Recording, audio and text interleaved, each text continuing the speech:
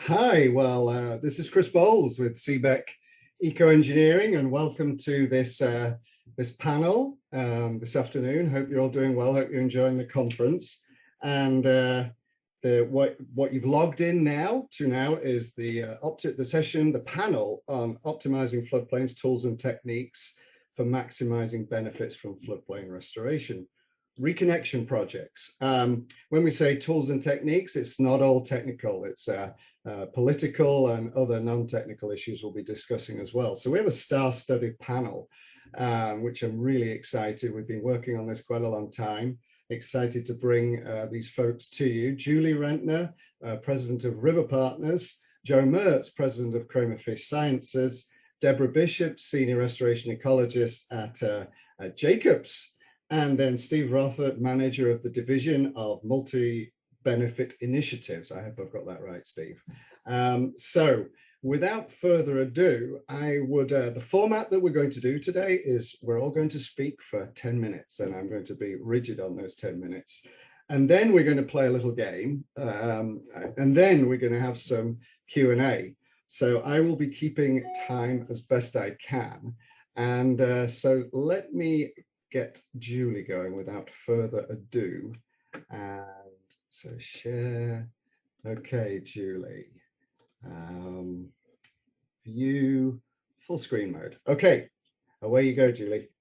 Thank you, Chris, and good afternoon, everyone. It's such a pleasure to visit with you all and share some of our stories from the front lines of floodplain restoration in the Central Valley in particular. So I've prepared a few slides to really get us started thinking about how do we optimize floodplain reconnection projects through the lens of what are our challenges that we face when we're trying to implement floodplain reconnection projects, and then some principles that we've distilled out of our 20 years of experience doing this in the flood system of the Central Valley in California. So River Partners is a 501c3 nonprofit whose mission is to create wildlife habitat for the benefit of people and the environment. Founded in 1998, we've completed almost 17,000 acres of floodplain reconnection and habitat restoration projects across California. So, top of the list when we think about challenges with how to reconnect floodplains in a way that provides benefits to habitat and to people in a way that we've planned and that we can manage appropriately is the extremes of droughts and deep flooding. The floodplains across the major river systems of the West have a much more intense wetting and drying regime than they did naturally. So when we're trying to recreate habitat, especially habitat that functions in an engineered system, it can be very challenging to contend with deep water during a time when the habitat that you're trying to cultivate and grow is small, or long droughts during a time when the habitat you're trying to cultivate really needs to be wet. Next slide. I think some of the other folks in the panel will talk a little bit more about this, but this is a major driver of floodplain reconnection kind of challenges in California, is that we have an unseasonal hydrograph. It's not just that we're more wet or more dry, it's that we also have periods of time when we're more wet when we historically wouldn't have been, or when our natural habitats are not accustomed to being more wet. And so, how do we create a functioning, vibrant habitat in an engineered system that has such an unseasonal hydrograph is a topic for many people who are here at this conference, and many others who've been working on this for a long time.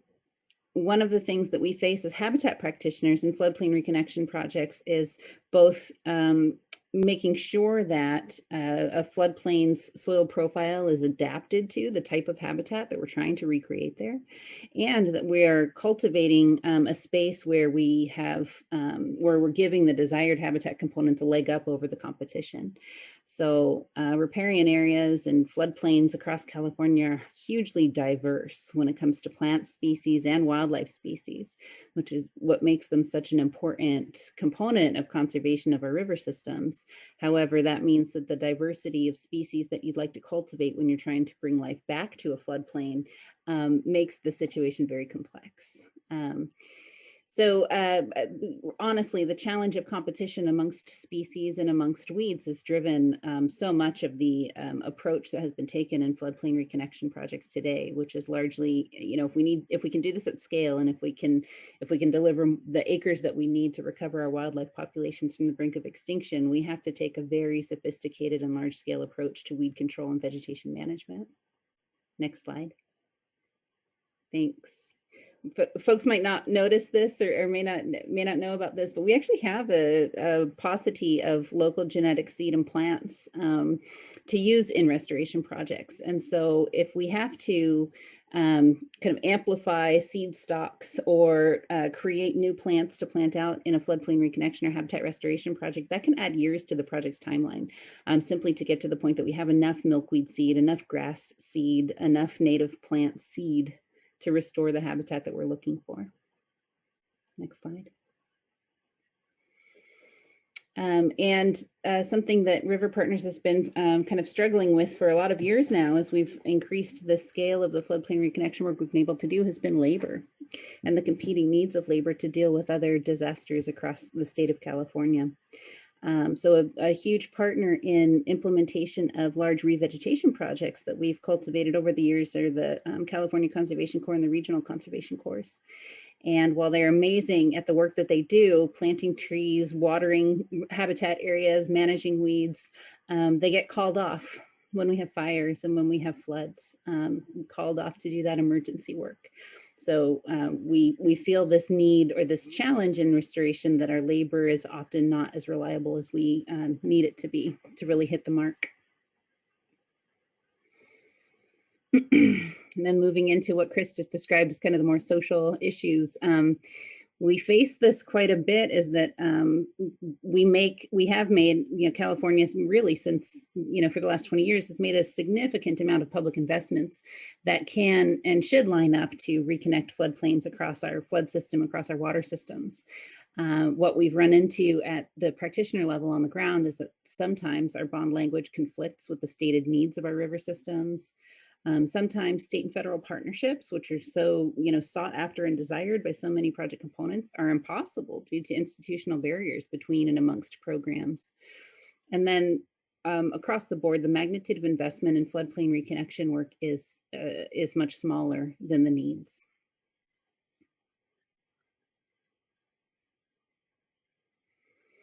River Partners works in the zones, in a very sensitive biodiverse area that hosts endangered species, threatened and endangered species of all kinds, whether they're birds, fish, bunnies, insects. And in the context of habitat restoration on floodplains, species protections for those listed critters can be prohibitively expensive to project implementation. I know a lot of people have experienced that here in the room today and here at the conference. But it's true for habitat restoration as much as it is for any other type of development project. And those costs will be borne out into the future as habitat becomes mature and provides better habitat and population support for endangered species. But at the moment of implementation, it's actually a very big challenge. Next slide. Everybody likes to complain about how long things take, and this is my complaining slide too. But the point that I want to make here is that, typically to create, to conceive of and create and install a floodplain habitat restoration project, it takes a decade really to go from the idea all the way through to habitat restoration work, turning dirt, planting trees, and watching them grow. And so what that means, if we're going to be realistic about our timelines, what it means is that thinking forward, we have to consider what the ecosystem, what the water system, what the flood system is going to look like 10 plus years down the road as we start to design and scope our projects. And that can be really challenging in a climate change kind of framework, as 10 years from now looks like a pretty different system than it does today. Next slide. All right, so moving into the positive, some principles to consider. At River Partners, over the years, we've learned that becoming an historian is probably the best way you can get to both fast alignment amongst partners and really durable ideas about what can be done in the system. So respecting the work that's been done in the past, but formulating new and innovative plans based on what we've learned. It's a really important principle to stick to if we're going to deliver more optimal floodplain reconnection projects. Next slide. Of course, adaptation and project design is always very desirable, especially in habitat restoration projects. We want to learn from what's happening on the landscape and be able to adapt and change. And that can be incredibly difficult to do when we're working in a public works framework or in capital expenditure projects that have deadlines, deliverables, auditors, time sensitive outcomes and performance metrics. However, this is starting to get institutionalized, and we've seen, especially at the federal level, a few NEPA documents that have been able to articulate an adaptive process to deliver the outcomes that are desired for the project. Next slide. As our name implies, River Partners really subscribes to this principle, but we rely on partnerships to find flexibility in our project delivery. Bringing a lot of different skills and authorities to a project means that what obstacles pop up along the way that we weren't anticipating or expecting might be able to be more adequately or quickly covered by the diversity of skill sets and authorities that are present at the project. So from our perspective, it's not enough to simply have state and federal partnership from the wildlife agencies, but having flood managers, having the water supply managers at the table, the water quality folks at the table, that allows the project and the initiative to be able to move faster because you can overcome obstacles faster with a diverse set of skills and authorities present. Next slide. This is something we've been learning a lot just in the last year, is that communication about multi-benefit and floodplain projects is strategic and it's required. So both from the perspective that when you can celebrate successes with a community, you can build interest and desire to do more and to do it faster, but also by sharing lessons and building support for approaches that work and approaches that need more work. So we've invested quite a bit in some communications this year at River Partners, both telling stories about floodplains and the drought, telling stories about endangered species recovery and about river dynamics. And all of those investments in communications they've paid forward tenfold, right? In the partnerships that have developed as a result of those communications, as well as investment in projects and new and better ideas to do our work better. Next slide. Integration amongst water sectors is something that, of course, everybody in this conference has been thinking about for a long time. But the big one that's kind of hitting us all right now is how, now that we have the Central Valley Flood Protection Plan and its associated conservation strategy, which integrates kind of ecology and flood management, how do we take those lessons that we learned and those approaches that we've developed and apply them to partnership with other sectors, including the groundwater recharge or sustainability sectors and others? That's an open question, but the principle really is integration is really important. So thinking forward about how does my project intersect with the other water sectors it's a really important question to ask right from the start. Size matters. When it comes to restoration projects and when it comes to floodplain reconnection projects, one of the big interests that I think we all have, and especially was represented in the conservation strategy of the Central Valley Flood Protection Plan, was to be able to encourage river physical dynamics, river physical processes, allowing the river to meander across the valley floor again and creating its own floodplains and cut banks that then support a wide variety of species that are on the brink of extinction. So when we can create wide floodplains that in fact mobilize sediments and erosive forces, when we can create floodplain projects that are big enough to allow that to happen, we're creating durable ecological outcomes for decades into the future. It's also important to point out that mobilization costs for restoration projects and for floodplain reconnection projects are very high. Timelines are very long. So really thinking big is the way that we're going to get to optimal function for our flood system and for the species that we need to be recovering. So here's my final slide for y'all. This is my value proposition for floodplains and corridors. And, you know, there's been so much in the news in just the last 3 months alone from all over the planet of unseasonal flooding or flooding that exceeds any historical records that we have as humans. And here's just one example in the images here from Europe. And so what we've learned at River Partners over the years is that floodplains and connected river corridors are tremendously important for wildlife recovery, for the whole suite of species that are dependent on river corridors, not just for fish. And when we look to the future, we see that if you do the financial calculation, just the expected flood damages alone, or flood damage reduction alone from a floodplain reconnection project can justify the expense of setting back from the river and giving the river more room.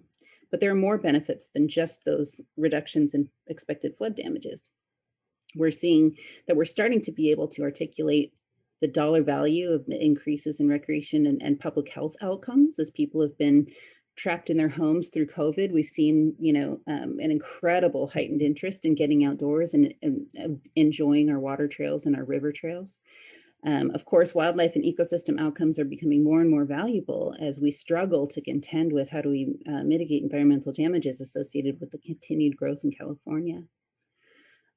Something we've started looking at a little bit more, the dollars associated with tourism and economic development in a restored river corridor. And of course, water quality and water supply. When we think about them, in particular, the San Joaquin Valley, we're giving the river a little bit more space to roam around and providing a wider floodplain for waters to spread across and percolate in, translates directly into dollars in water quality and water supply outcomes that are undeniable.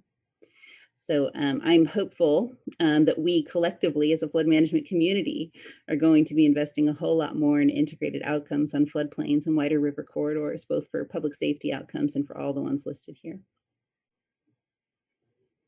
And that is the conclusion of my slides for today. Great. Thank you so much, Julie. That was excellent, an excellent start. Without further ado, I will bring up Joe's presentation. Joe is up next, if I can. I'll be there in a second, Joe. So share, desktop 2, share. Here we go, Joe. Away you go, Joe. Awesome. Thanks, Chris. Hey, everybody. I'm Joe Merz. I'm a fisheries ecologist at Cramer Fish Sciences, and I'd like to focus on optimizing floodplains for rearing fish, focusing on fall and Chinook salmon in the Central Valley, California. Next slide. Chris, next slide. There we go. All right, flood ecology. It's one of the only few major river ecology theories studying on large temperate rivers in the world. Flood inundation frequency and duration is considered the principal force determining productivity and biotic interactions in low elevation rivers. Next slide.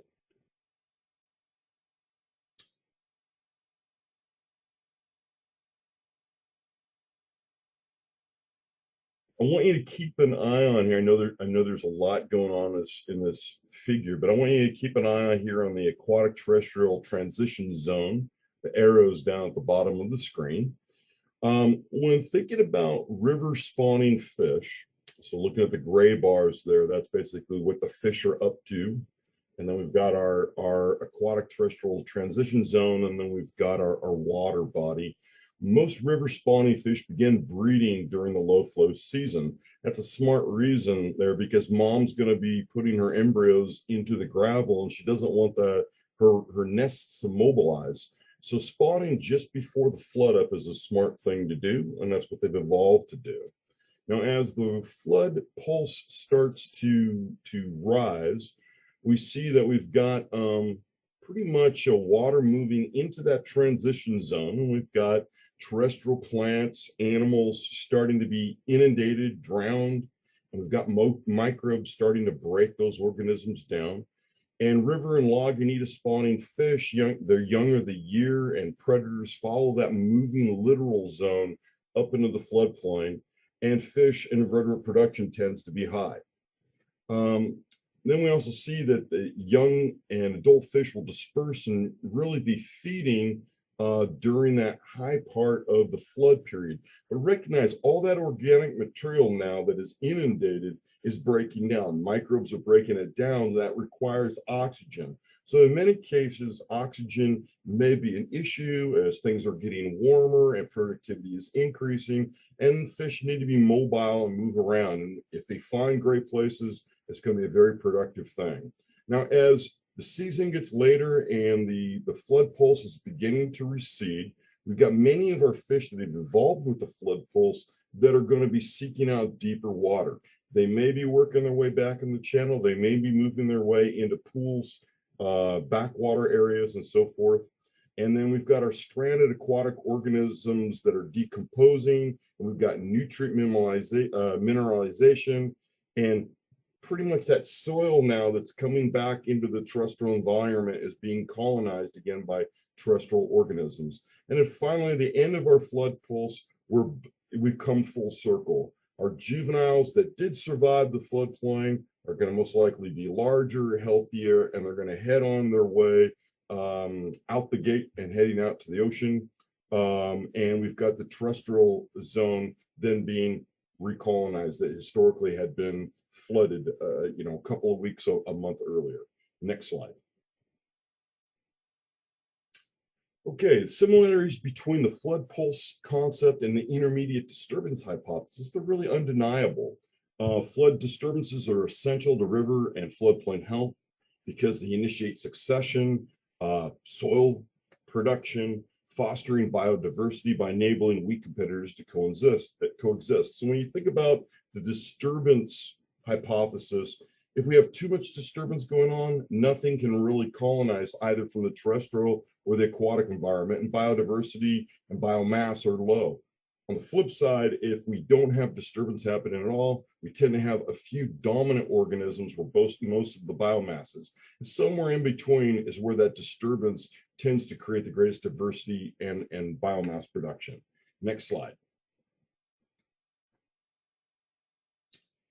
Depending on climate, floods may have remarkably different outcomes. So if you look at the temperature regime and the rain regime for Seattle versus San Francisco, temperate climate during the summertime flood up period, salmonids may do really well in off-channel habitat around Seattle, right? In the Pacific Northwest, temperatures may be optimum for those fish. But down here in California, on a floodplain or secondary channel during the middle of summer, the environment may be quite inhospitable. So it really depends on where you're at on the planet. Next slide.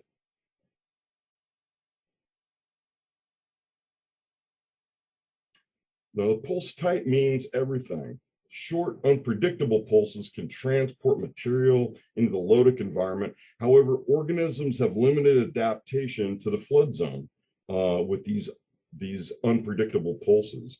Conversely, in predictable long duration pulses, they tend to engender adaptations and strategies that efficiently utilize floodplains. And if we look at the next slide, we can see how this really plays out with Fall Run Chinook. That blue line there is the hydrograph for the Mokelumne River pre-regulation. It's a snowmelt system. And you can see these bars that are going across the screen there are for different life stages. The darker blocks tend to be relative higher densities of fish, and the lighter colors are lighter densities. And you can see spawning occurring for Fall Run Chinook happening in October and November, just before we start getting to those really short days with low productivity and things cooling down.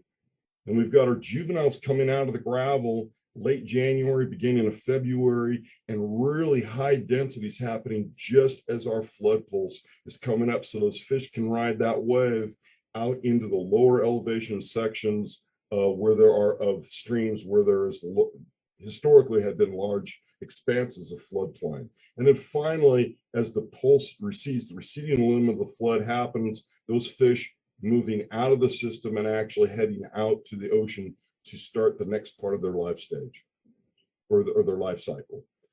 Next slide, please.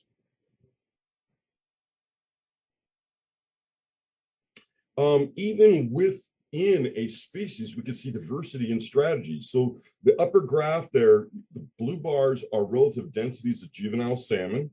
And we can see the red bar is telling us that they're small fish. They're about 40 millimeters in length. We have this big pulse of juveniles moving out of the spawning reaches, higher gradient sections of the Stanislaus River. And they're moving for a reason. One is density dependence. There's so many of them, there's not enough habitat for them. The second thing is we're starting to see those winter pulses of flow that are moving those fish. Then we have a lull, and then there's a second smaller pulse of fish. Those are fish that stayed in the spawning reaches and reared there to leave the natal stream at a larger size. The lower figure, 2001, is for a relatively dry season. So we had virtually no fish leaving it as that smaller, well, not virtually no, but a smaller proportion of the fish leaving as small fish and a much greater proportion of the fish leaving as larger fish. But you can see that bifurcation happening, whether it's a wet year or a dry year, really suggesting it's a genetically driven migration strategy that evolved in the pulse environment. Next slide. Now, because salmon are cold-blooded and primary productivity is strongly driven by solar inputs, it's important to put life history in the context of energy. So if we look at that graph there on the left, we've got mean daily length of day, solar declination, as it lines up with incubation and rearing of juvenile salmonas. You can really see that those little fish have evolved to come out of the gravel during that time that we're starting to warm up, having longer days. So temperature on the graph on the right, temperatures warming up as the season progresses, productivity is increasing, and we see the juvenile salmonas metabolisms are starting to speed up. However, there's a point where temperature, water quality just simply gets to be too stressful later in the season, even though productivity continues to increase, so that salmonids actually having a floodplain inundated later in that season directly for salmonids may not be as much as a direct benefit. Then if you lay on top of that all the introduced invasive species we have in California rivers, and primarily our predaceous centrarchids, they have also evolved in a flood pulse from the eastern part of the United States, and they typically use floodplains and secondary habitats in the late spring and early summer to reproduce. We may not want floodplains here inundated during that time to benefit them. Next slide. Finally, when we're talking about designing floodplains, we're concerned about things like stranding. Stranding can definitely be a problem, but recognize floodplains historically were complex, are complex environments. Stranding is a natural part of the environment. There's a reason why mom can produce anywhere from 4,000 to 17,000 young, right? Many of them are not going to survive to adulthood. That doesn't mean that they're a waste. They are part of the food web, right? They feed many different organisms. The idea here is you want the floodplain to be an overall net benefit versus the deficit, right? Overall, you don't want it to be a sink. You want to be a benefit to the population. So here's an example. We had a floodplain that we designed on a river in the Central Valley, and we had a pool that created a stranding location. We had about 1,500 young Chinook, fry-sized Chinook, stuck in this pool. Each one of them weighed about anywhere from 10 to 15% of a gram.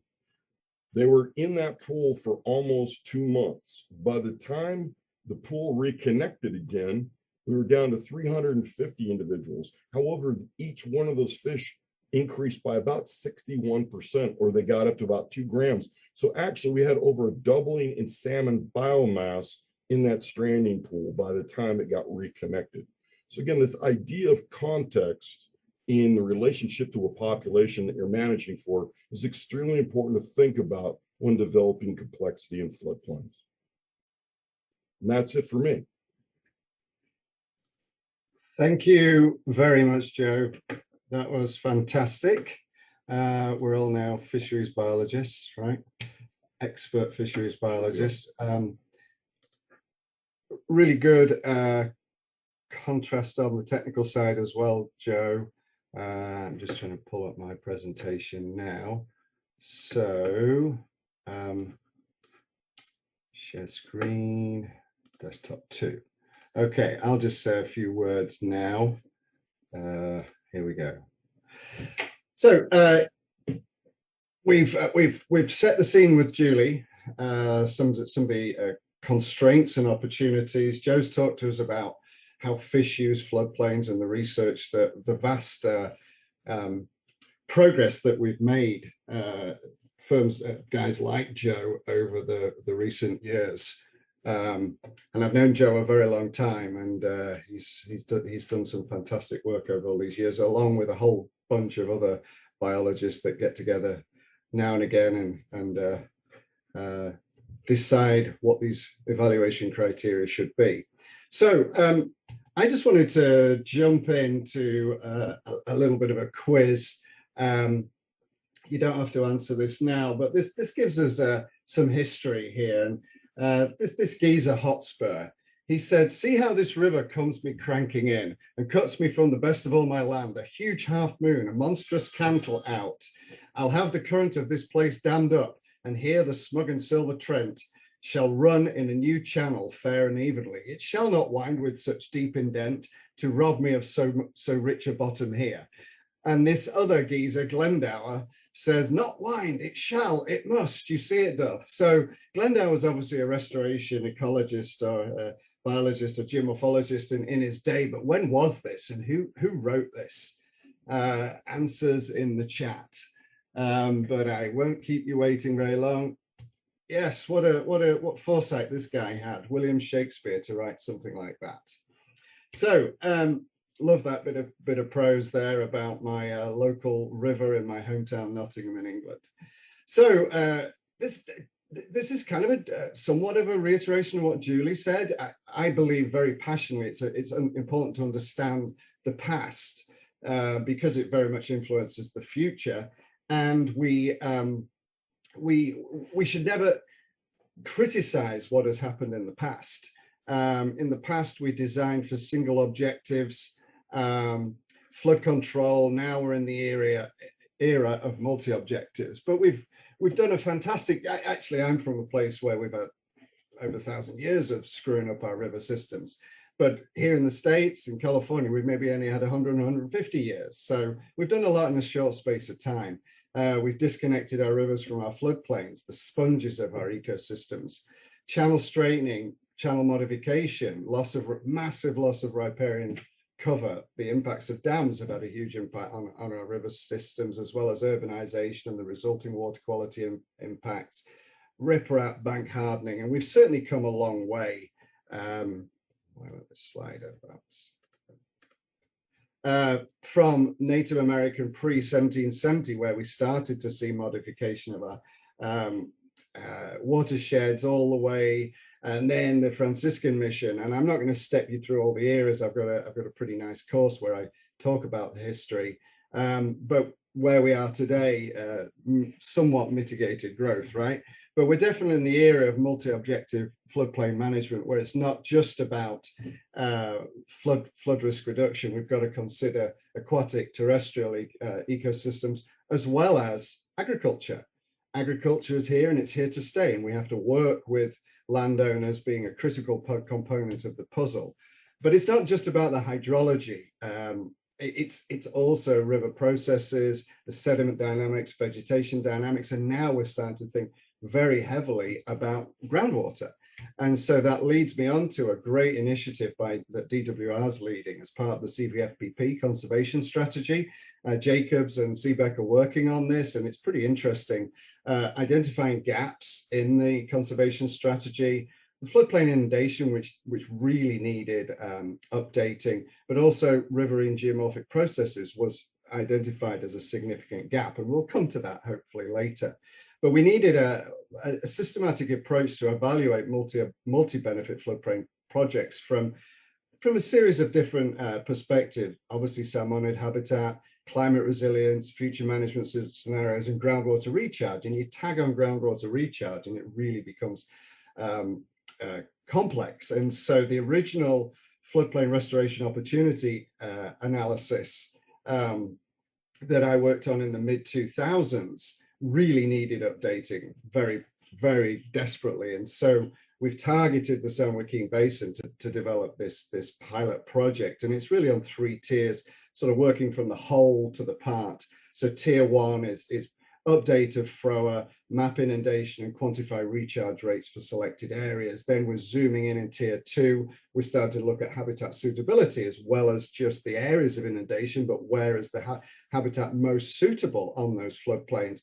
And then tier 3, you take it to the even finer level, where we're doing an advanced acre-day analysis of habitat suitability and acre-feet of recharge with connections to groundwater at a smaller scale. And some of the groundwater modeling we're starting to develop now is pretty cool. And linking it to surface water modeling. So the graphic on the top shows an animation of water content in the soils as we see floodplain inundation for a particular scenario. The image on the bottom left shows a pressure head.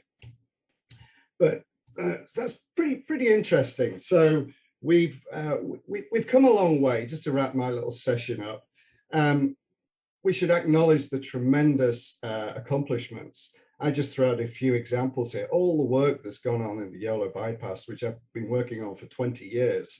It's been amazing to see the progress. And now we're starting to look at Sutter and Butte basins, all the Levy setbacks. And, you know, I've worked on most of these. Bear River, Feather River, a lot of people on the phone here, the presenters have worked on all of these. Southport, some incredible achievements. Floodplain fish rearing, all the stuff that Joe's talking about, Jacob Katz, Renee Henry, fantastic stuff going on in terms of research on floodplain rearing. But we need a systematic approach, and people are talking a lot about this, which is great to hear. Systematic approach to identify and prioritize beneficial floodplains. And that's starting to happen with these pilot projects like DWR is leading. We've got an aging infrastructure that it was designed for conditions a long time ago, 50 years or more, right? And it's not a case of if the storm of biblical proportions comes, but when. If you were to see the climate change predictions that we're seeing now in very, very draft form, it's pretty scary what these predictions are telling us. And I'm preaching to the choir here, but we really need to use floodplains the way nature intended them to be used, as the sponges of our floodplain ecosystems. And by incidentally, these images on the right are just a series of screen captures that I've taken from all the disastrous flooding that's been happening on the west coast, on the east coast. So just a last couple of minutes. We need to modify our system with a significantly different paradigm, multi-objective, but think big. Think really big. We've got to give room for the rivers to roam. This comes out of the Netherlands. It's like 25 years old. The Netherlands saw this a long time ago, and we've been taking ideas from them, which is great. And now we're starting to talk about, you heard Julie talking about room for the river. It's great to hear, at long last, we're talking about room for the river. System-wide modifications. Little tweaks here and little tweaks there are not going to do it when the big ones come, whether that's in our lifetimes or not. Methods of storage, attenuation, infiltration, and our ecosystems are crashing. So it's pretty desperate.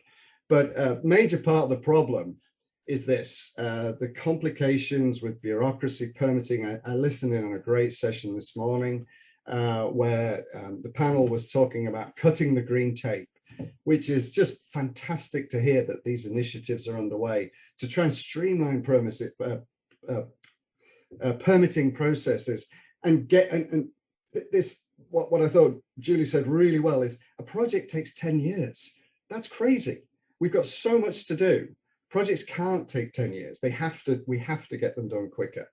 And I believe we're going in the right direction, but I think politics and the policy is going to have to drive this, and we will really see massive changes when the next big flood comes. So segue to Debra, the future, as if we didn't have problems enough. Climate change is just exacerbating everything. But as a segue to Debra, you know, I think this says it all, right? I'm not going to say which panel members lent me their underwear, but this pretty much sums up what we're going. So with that, Deborah, I hope that's a nice handover to you. So here we go, stop share. Okay, Deborah, let me pull up your presentation and then we'll get on to the next. Deborah Bishop, and then Steve's going last to wrap it all up for us. Okay, Deborah, away you go. Okay, thanks, Chris. That was great. And all those presentations were great. And I think everyone will see a theme here in these in relation to reconnecting floodplains and the importance of that. And I'm going to be really diving into climate change in relation to the conservation strategy. So I apologize, my slides are a lot wordier and less pretty than the previous speakers, but I'm going to get to them pretty quick. So Chris, can you move to the next slide with the agenda? Okay, so again, I'm going to be just giving a little bit of context related to the conservation strategy and the measurable objectives, climate change implications, and then adaptation measures. And for this panel, as we're talking about tools for implementation, I'm also using that in the sense of adaptation measures and tools. And then a brief summary. Bottom line is we need more resiliency in the system. But Chris, next slide, please. Okay, so this has been talked about quite a bit in this panel, and this term, everyone's used it so far, dynamic equilibrium, which is great. It's one of my favorite terms. Rivers are balancing their water and sediment to get from point A to point B, and eroding and depositing materials as they go to set that balance. And when we, restrict the floodplains, rivers aren't able to effectively do that. And so we're really fighting the rivers by disconnecting those floodplains. In addition, that sedimentation and the flooding process is creating some of the richest habitat we have in the Central Valley. But we've lost 95% of that habitat. And the conservation strategy was an attempt to remedy that in accordance with the Flood Protection Act of 2008. Okay, and so just briefly, here are the ecological goals from the conservation strategy related to hydrologic and geomorphic processes, improving habitats.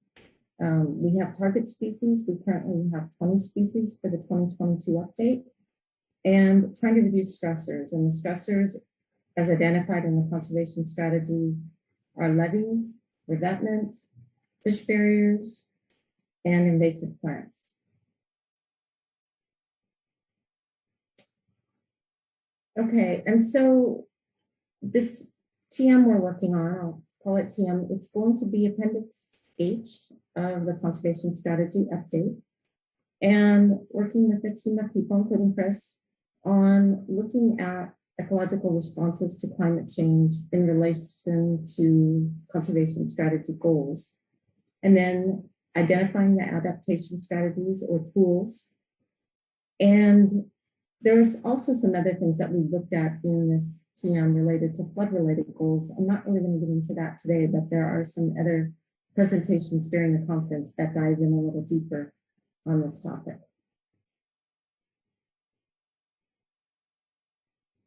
Okay, so what we're seeing related to climate change, I'm sure it's not going to be a big surprise to anyone because these are the things that were coming out during the last CVFPP, is that a very significant reduction in spring snowpack and snowmelt, causing a significant change in the timing and duration of flows, as well as the water temperature, which obviously will have very significant impacts on fish, but will also affect geomorphic processes of the floodplains and how the rivers function. Of course, increased droughts, increased evapotranspiration, wildfires, and sea level rise. So yeah, we're seeing those already, and pretty dire. Next slide. Not to be too negative, but, and so with our TM, we're really focusing in on, you know, those watershed effects and the changes to the process, habitat, species of the conservation strategy system-wide planning area. And as I mentioned, we're already seeing these changes. And these changes and how the species react are somewhat going to be dependent on the resiliency in the system and what the particular life history of the species is, or the resiliency of the habitat. So building in resiliency is going to be pretty critical. And it also tears off what we've already have in the conservation strategy for trying to at least maintain these habitats and species without climate change, but with putting climate change on top of that, it becomes even more urgent to move forward. And this from the conservation strategy, just to bring that point home, of the loss of inundated floodplain and riparian habitat over the last 150 years or so in the Central Valley. Pretty dire, really, from an ecologist standpoint. Slide, please. And then here's just one example from the Appendix H conservation strategy appendix we're working on, and looking at what we're seeing in 50 years as far as changes in temperature from a low, medium, and high prediction. And that's about to the year 2072. Next slide.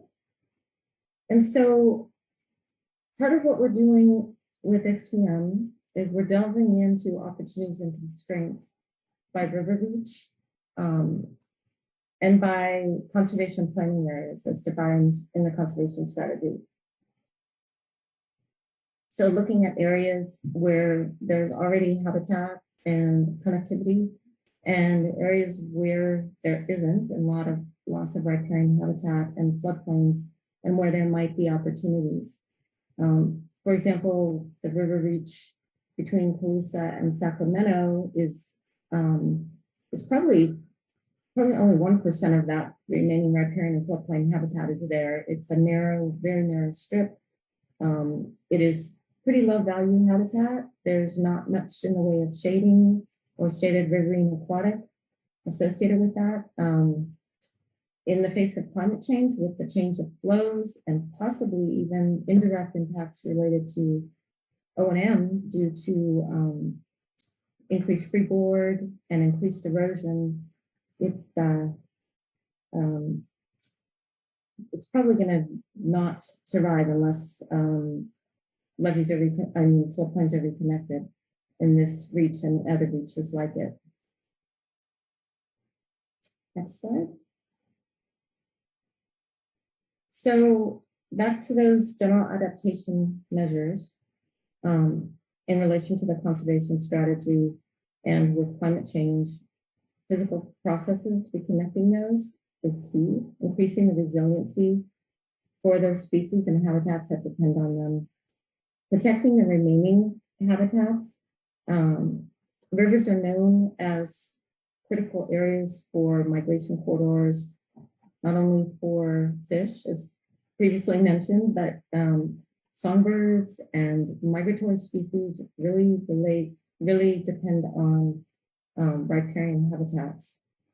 And then reducing other stressors as identified in the conservation strategy, but there are other ones as well.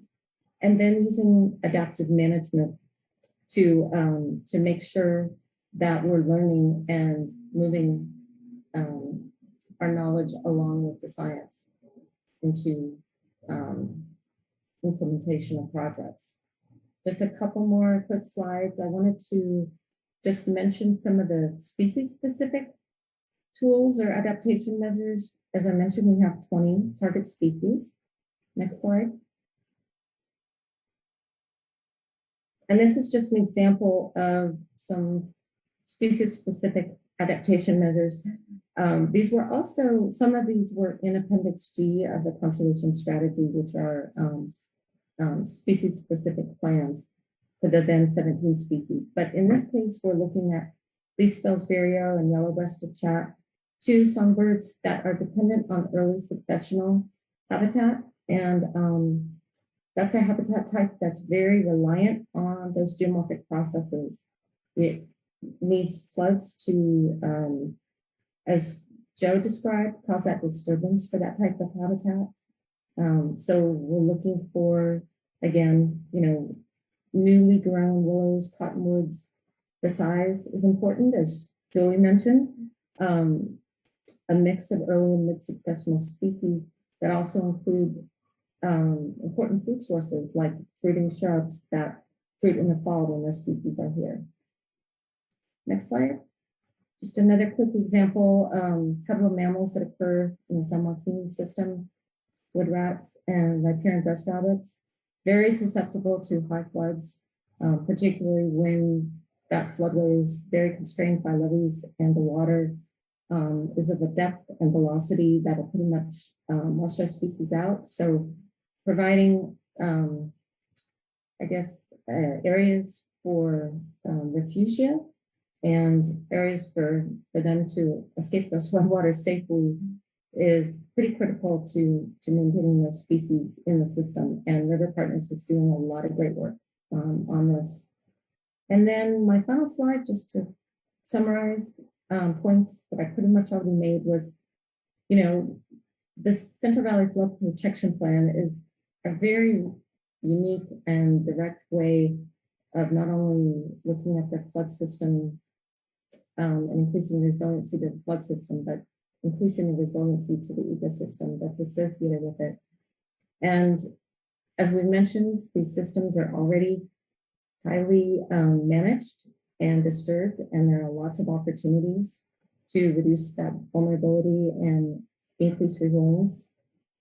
And, the climate change impacts will only increase that vulnerability, and looking for ways to effectively implement multi-benefit projects that improve resiliency are going to be pretty critical moving forward. So thank you, Chris. Thank you, Deborah. Another excellent presentation. More contrasting views there, which I'm sure we're going to have a lively discussion about. So last but not least is Steve. So Steve, I can see you on the screen. Let me just cue this up. Okay. Can you hear me, Chris? Hang on. Did I? Yes, yeah, I can hear you. Let me just make sure I'm sharing the right screen. Hang on, Steve. Hang on. Right, away you go, Steve. Great, thank you, Chris. I'm privileged to be part of this panel and the conference, and thank you all who are watching for your interest in this topic, which I think is really fascinating, particularly at this time, because there's so much growth and so much learning and so many projects going in the ground that really seeing change to the landscape across the Central Valley and elsewhere. So I was asked to provide an overview of the state's approach at a regional level to promoting floodplain reconnection and floodplain projects. And so I want to give a quick overview of some of the work that my Department of Water Resources and my division, in particular, the Division of Multi-Benefit Initiatives, is doing, but dive in a little deeper on one aspect of this floodplain reconnection issue towards the end. But before jumping into the programmatic work, I want to do two things. First, Chris, next slide, please, is just say a little bit about the Division of Multi-Benefit Initiatives. It's a relatively new division at DWR. It was formed just over 2 years ago. I became the manager of the division just over a year ago, and it's been a fantastic year getting to know the work and the people and the partners that we're working with. We're in the process of finalizing a strategic plan, and you can see here our working mission statement, if you will, that I think really captures what we're trying to do as a division and how we're trying to move the department forward in this way. Next. So the division has three branches: the Delta Levees, System Integrity, and Delta Habitat Restoration branch, which is self-explanatory, I think. The Eco Restore program, which is a small but mighty team of folks who are working to implement and facilitate the implementation of multi-benefit projects and habitat projects in the Delta and beyond.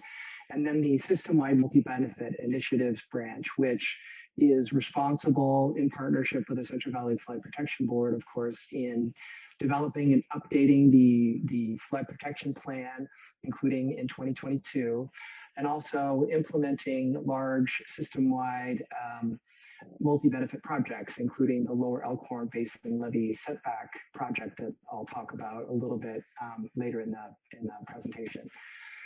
And so the second thing I want to do before diving into the work, next slide, please, is just take a moment to acknowledge that those of us who work on the land in California are certainly working on the ancestral lands of one of the many Native American tribes in California, and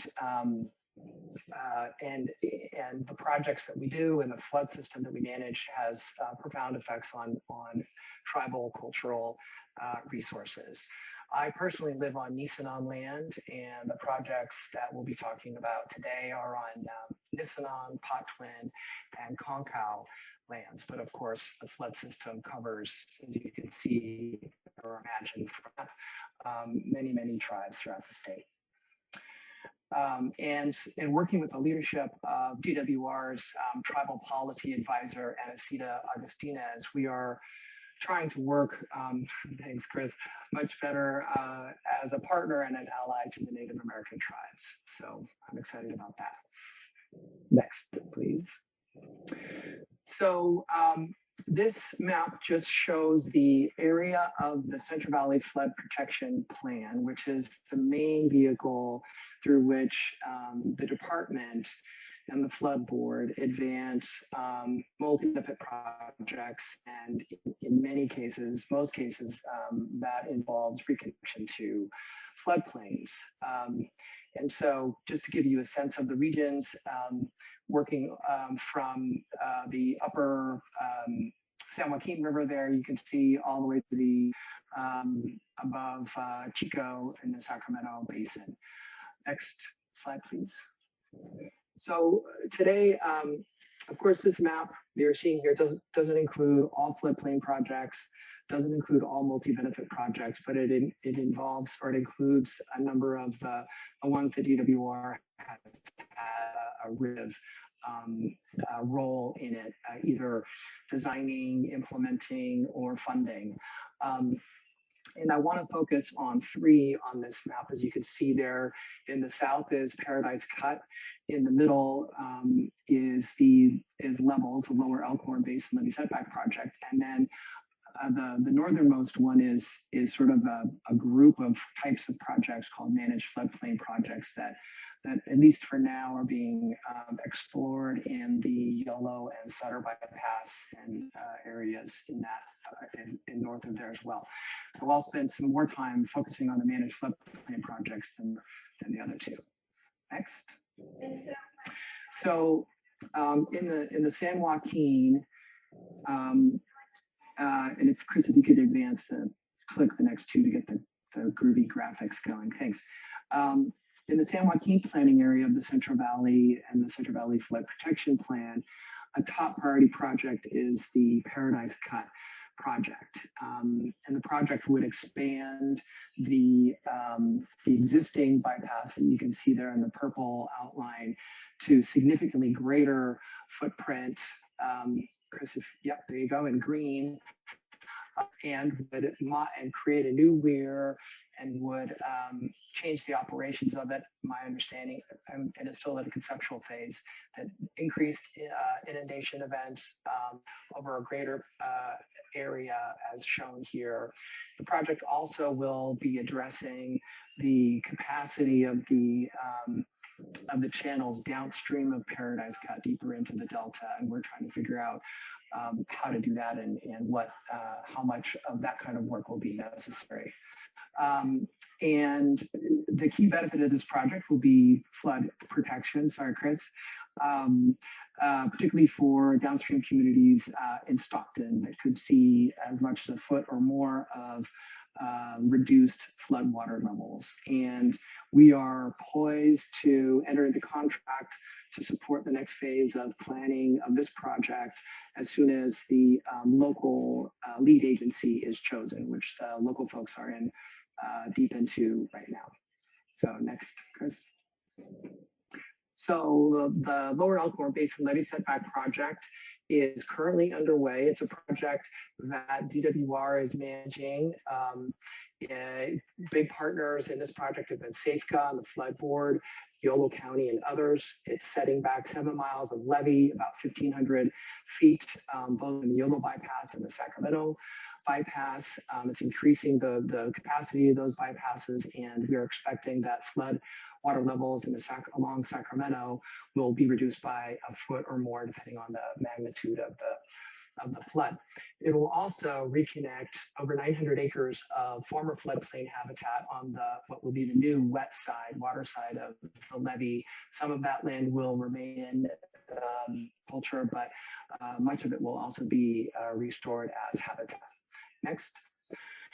So the next couple of projects could be described as sort of managed floodplain projects. The first I'll address is fish food projects. I think many of us have heard about these and have seen this sketchy character in the picture, where farm fields are being used in the winter to be inundated, grow fish food, and then the food is returned to the main channel and to benefit the fish. And we have secured DWR with the Natural Resources Agency millions of dollars to try this project or this type of project at scale, meaning tens of thousands of acres in the Sutter bypass and surrounding areas. I'm really excited about that and working with Reclamation District 108 to advance that project.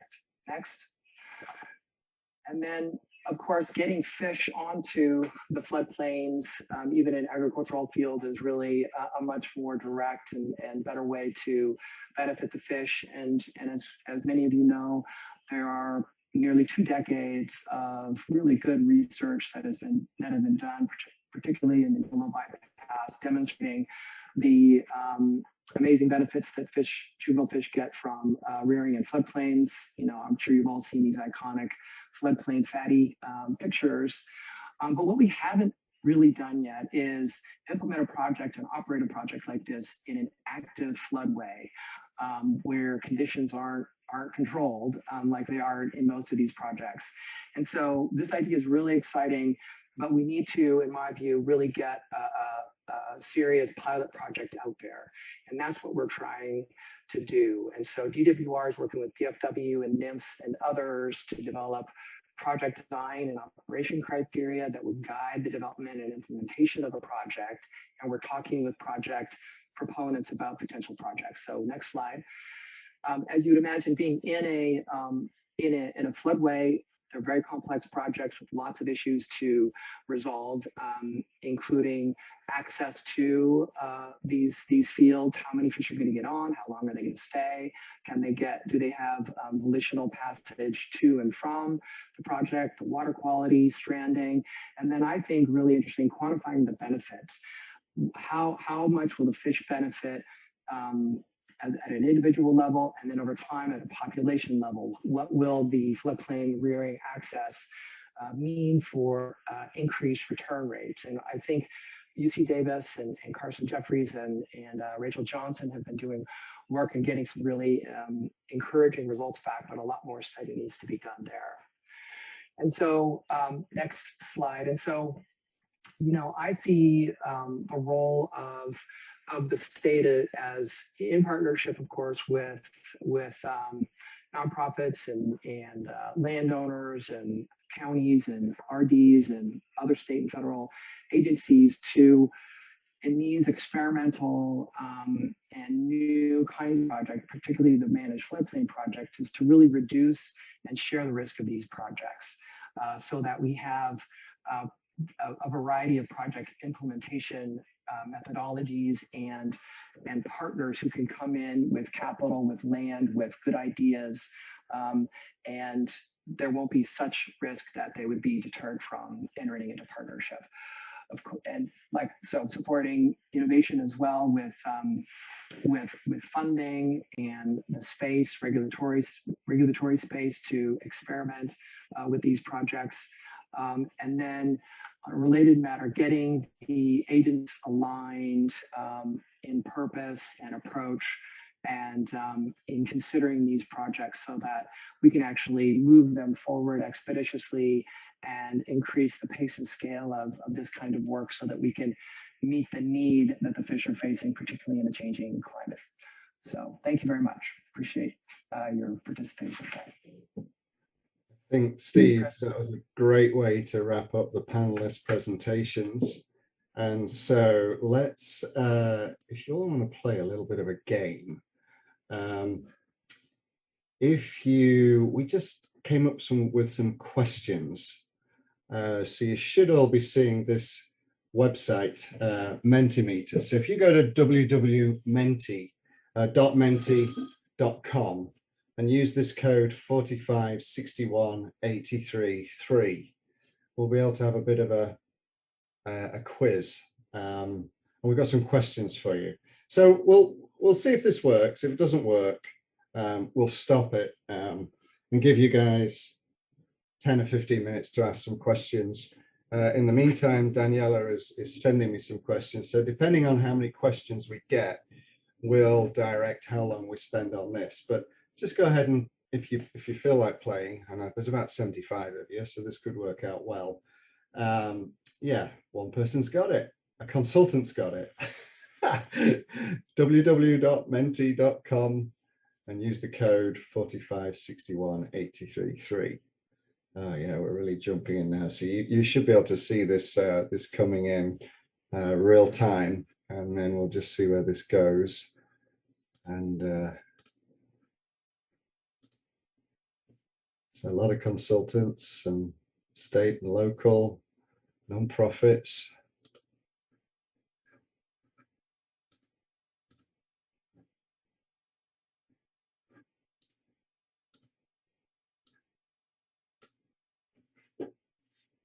Okay, we've got 24, 25. Oh, a lot of state people.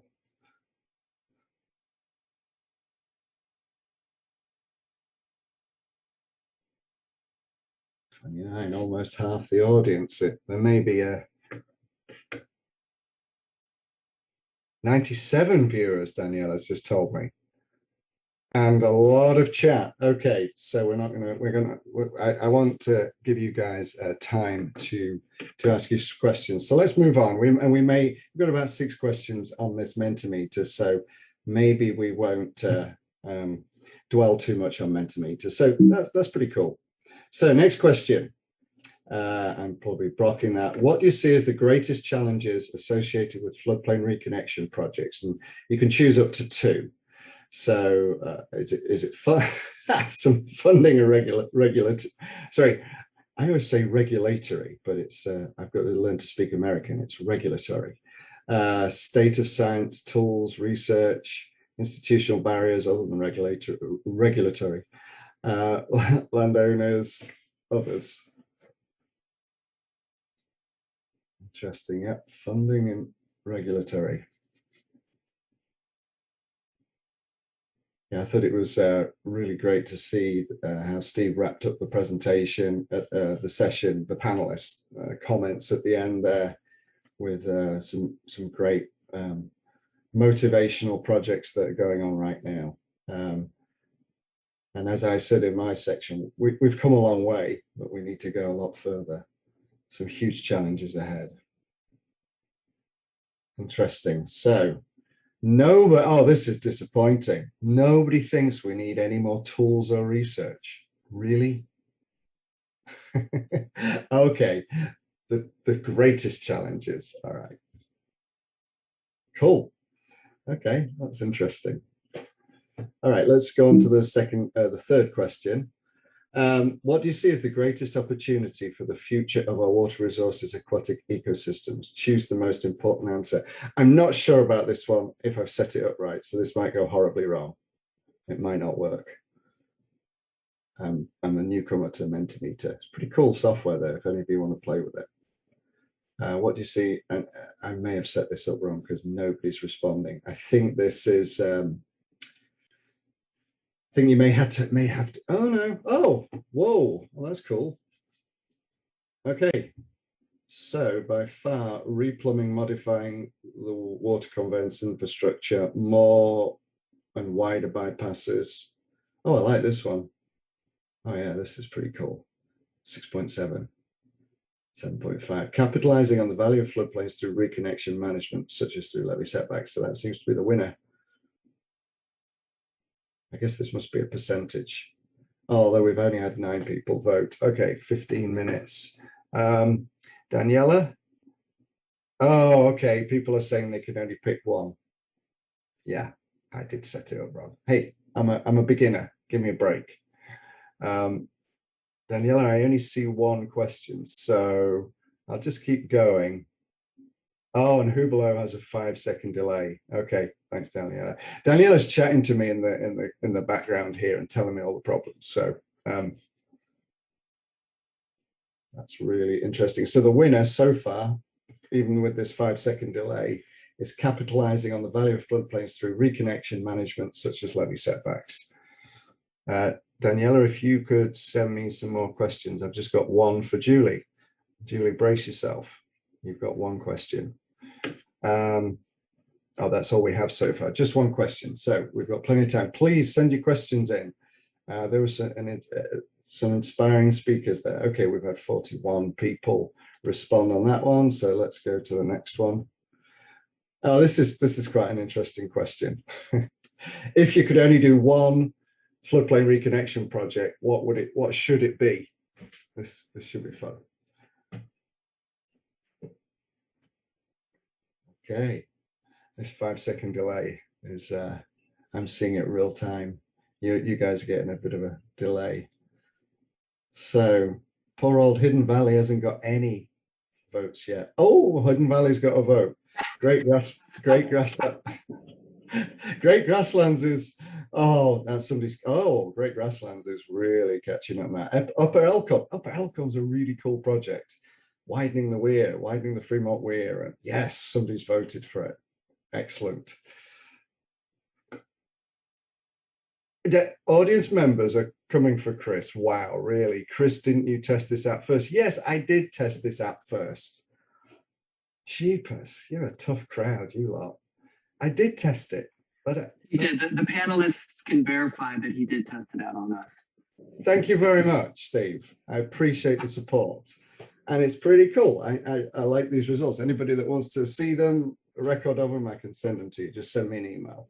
So Paradise Cut is the winner with 11 votes, 43 votes cast. Little Egbert is a close second. Upper Elkhorn, excellent, has come in third, equal with other. So in the chat, put your if you voted, if you want something else other than this, your one project. So we've got 12 minutes left. We've still only got one question, so I'm not going to stop this until you give me some more questions. All right. Oh, jeepers. What can the state be doing better to facilitate floodplain reconnection? Choose the most important answer. Okay, we've got it. Oh, Julie, you're going to be busy. You've got a second question here. Brace yourself. Actually, I think Julie had to drop off. Sorry, Helen. You're Julie's replacement for this last section. So you've got a couple of questions here. Okay. Oh, yes, it's working. What can the state be doing better to facilitate? I can't say facilitate this afternoon. Floodplain reconnection. So at the moment, improve state-federal partnerships and reduce bureaucracy was the winner, but it's not anymore. People want money, additional grants, funding to design and implement projects. So Another question here. Oh, first place. Oh, it's neck and neck between more money and simplifying the processes, developing projects from concepts to, wow, these are jumping all over the place. 21 people have voted, and it's nip and tuck. It's too close to call. Too close to call. Oh, it looks like money is in the, oh, as you know, improve state-federal partnerships and reduce bureaucracy. Seems to be stabilizing as the winner on this one. All right, we've got 10 more minutes left. I think we'll have to stop this in a minute, even though it's so much fun. Yeah, and Steve, you're hearing it loud and clear. Improve state and federal partnerships and reduce bureaucracy. That is the winner on this question. Closely followed. Okay. Yes, go ahead. Marching orders. I was going to say those are my marching orders. Yeah, exactly. I will send all these responses to DWR, and they will react on all this. Okay, last one. This simple question. What is the importance of floodplain reconnection in terms of climate change? Choose the most important answer. Is it resilience for ecosystems or flood conveyance? And this will be interesting. This is a floodplain management managers association. So it's only in recent years that we've managed to get ecologists and biologists to this conference. I've been coming to this conference for 23 years, and in the early days, it was 23 years ago, there were not many biologists and ecologists came to this conference. So it's fantastic to see this. Increased resilience for ecosystems is by far winning the show right now. By far. 21-9, 21-11. All right. Well, while people are voting on that, Helen, you're still on the call, right? Unmute yourself. I think Julie's gone, right? I'm here. Yeah, Hey, she had to step off. Okay, yeah, she warned me, so that's fine. And everybody meet Helen Swaggerty, who I've known Helen a very long time too. She's been at River Partners many, many years on and off. Julie, Helen, could you provide an example or two of the institutional barriers that prevent state and federal partnerships? Is there any path forward to making the partnerships possible? So an example or two of institutional barriers that prevent state-federal partnerships, and is there a path forward? I think one of the institutional barriers is how to deal with the level of uncertainties with data and how, these federal and state agencies require the best available science in order to drive and make their decision making.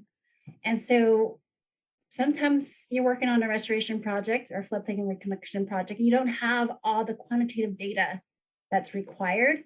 And so it's having this open dialogue of understanding what the uncertainty is and what concessions can be made through qualitative analysis to get the agencies more comfortable with moving forward on a project, even in the demonstration capacity. I think that's one of the things that we kind of face is that we have this early on when you're initiating these projects with these institutions, identifying what information is required for them to make the decisions. If we don't have that, have this conversation as to what could get them comfortable again to make some decision making and move and advance the project. Okay, so I don't know if that helps. Yeah, no, I think that's a great answer. Don't study too much. Get on with it and try and learn through adaptive management. Alan, there's another question here. Are labor needs reliant on the public workforce, CCC, question mark? Is there or are there opportunities for a private-public partnership to facilitate labor and project mobility? I think there is. I think River Partners has relied on the CCCs or the Regional Conservation Corps because it's tied to funding. You score better if you can have your projects tied to these labor organizations. But it doesn't preclude us from also working within the local community for other laborers to tap into. We've been developing different types of internship programs to build that workforce in some of these rural communities to inform them as to habitat restoration projects, the skills or experiences they need, and then that could eventually turn into a larger labor force that we could tap into in the future. But yeah, primarily we've been tapping into CCCs because of our funding opportunities.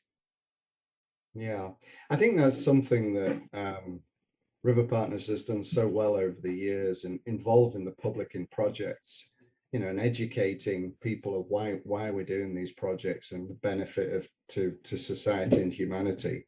So I think that's super important, and River Partners has done a great job there. While I'm waiting for the tsunami of questions to come in, I'll throw out something for Steve. Steve, what would be your definition of success? And it could be different levels of success, but where would you like to see us in 20 years' time? Throw out, Wow. let's brainstorm.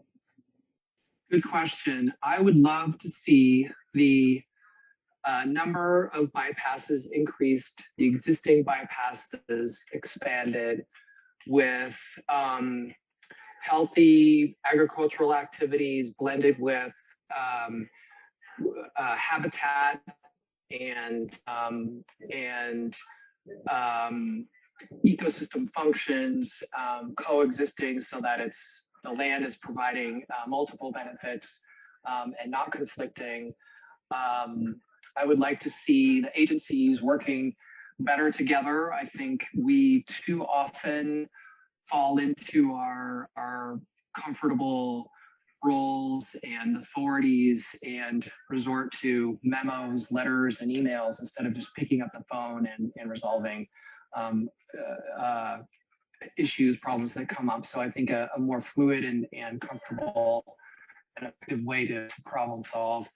And I'd love to see the threatened species on their way back to recovery, from salmonids to smelt to the terrestrial species as well, and better, more effective partnerships throughout the system. That is a fantastic answer. That's exactly what I wanted to hear. So yeah, music to our ears. It would be lovely to be able to look back in 20 years' time and say, gosh, look where we came from and look where we are today. And yeah, fantastic. I have another question here. Building on the previous question for Helen, I think, what can the state do better?